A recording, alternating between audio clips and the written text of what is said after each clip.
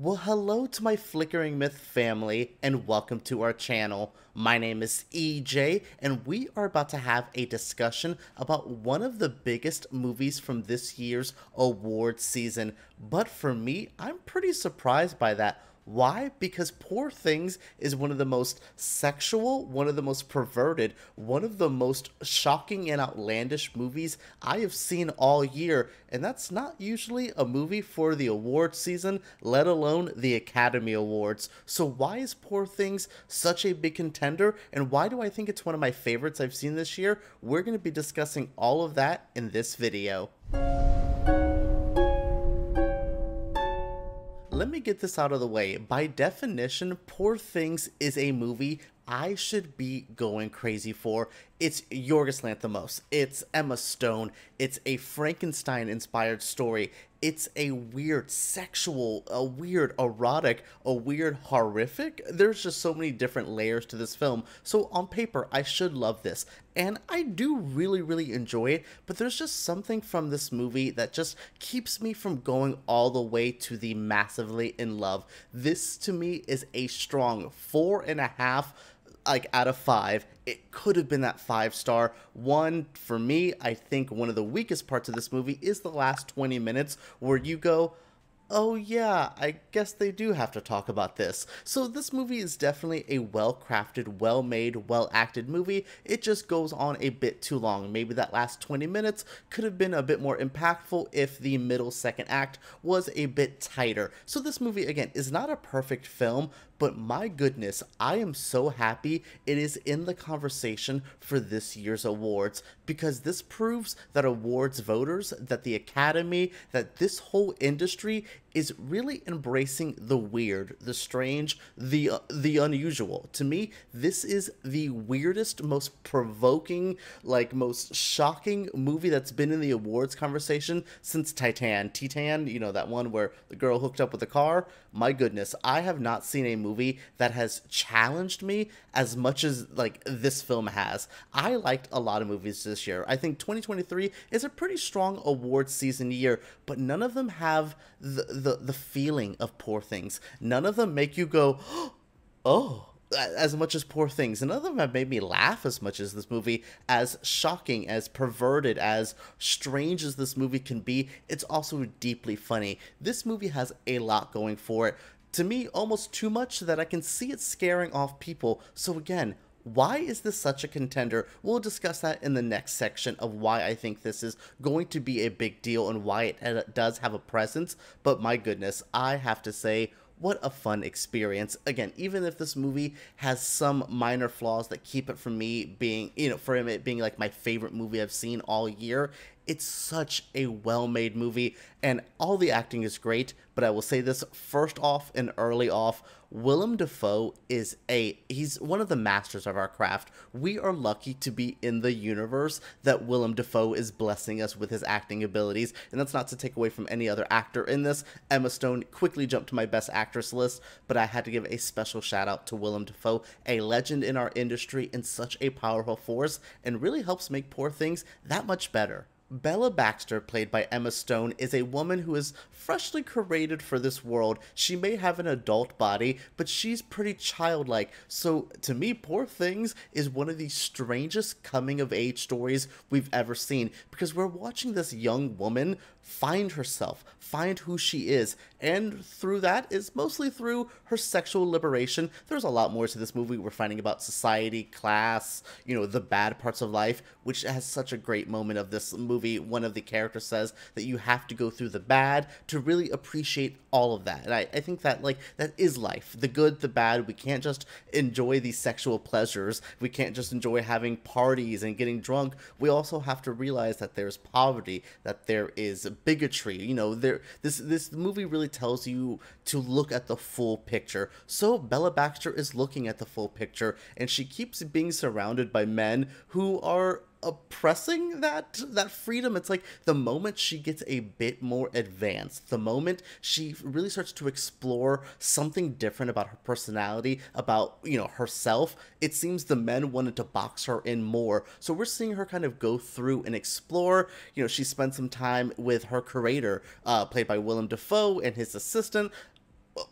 Ramy Youssef in this movie, I needed more of him. I needed a spicy scene with him, but also I just needed more of him in general. So she spends the time with the creator. Then she goes onto this adventure with Mark Ruffalo's character. I've already said this year is the year of pathetic men in movies and them eating it up with Leonardo DiCaprio, Alden Ehrenreich, from Killers and then Fair Play. Mark Ruffalo is joining them in a man that I find so gross, but I didn't know Mark Ruffalo had this in him. And, again, there's more people that Bella meets throughout her journey, and she starts exploring herself, her sexuality, and it truly is wild to see that this movie is really pushing it. But I think that's exactly why we're ready for this movie in the awards season. We've seen a lot of movies about sexuality, about sex, especially about women's sex. But what this movie does is, yes, it is directed by a man, but there's such a feminine touch to her exploration. It really feels like this is what it's like to be a woman. The journey, the sexual positivity. And there's little moments, too, where she meets certain characters that I'm like, wow, this gay man who's basically explaining to you that people are bad. Maybe it is to be, you should be a little cynical. There's just little steps that she goes. And I think the realism, as hyper fantasy, as strange and unusual as this movie can be, there's a realism that feels relatable. Again, this is a universe you've never seen before, a universe I would love to live in. But there's also a weird part that you go, wow, I get this. I get her struggle. I get her journey. It really does speak to, it speaks to a lot of people, and I think it speaks to a lot of things, and that's what genre films should do. You could make a horror film, a sci-fi film, a fantasy movie, but you're also supposed to use that genre to explore themes and topics, and this does it so well. Yes, it is a bit heavy-handed with its messaging, but it's an awards season movie. It's as heavy-handed as Rustin is. It's as heavy-handed as, Killers of the Flower Moon, any of these movies, Oppenheimer, Barbie. To me, it fits in all of these movies. It's a conversation that needs to be had, and it's done in a very different way. We really are seeing the awards season finally embrace weird. I believe it started way back in 2010 when we started allowing one more, 10 pictures to be nominated, but we were getting, Avatar, Inception, Black Swan. Now we're even awarding them with The Shape of Water and Everything Everywhere All at Once. Poor Things fits right in, but Poor Things has something that the rest of them don't have: a raw, perverted sexuality that's unafraid of it. This movie is so unafraid of how sexual, how open it is about things, and that's what's so beautiful about it. It's such an honest film. It's so hyper stylized and so unlike anything you've ever seen, but it's also so painfully real and so needed. On the flip side, I did admit that I do love this movie, but I will say I understand the backlash. I know there's one famous person on film Twitter who hated this movie and everyone kind of dogpiled it. And again, the take was wrong. I don't think this movie is Razzie worthy. I think this is a very well-crafted, well-made, well-intended film, but it is in your face. It is outlandish. It is a bit sexual. So if someone has a different point of view on this movie, don't, dismiss them. As much as you want your opinion and your love of this movie to be heard, I think you should definitely hear other people's side out. As much as we are embracing the weird in our awards season, our Oscars are finally starting to really allow some weird-ass movies into it, it's also still it's a certain type of weird. It's a digestible weird. We have weird, and then we have like, oh, that was a different kind of movie. Oh, that was a little bit strange.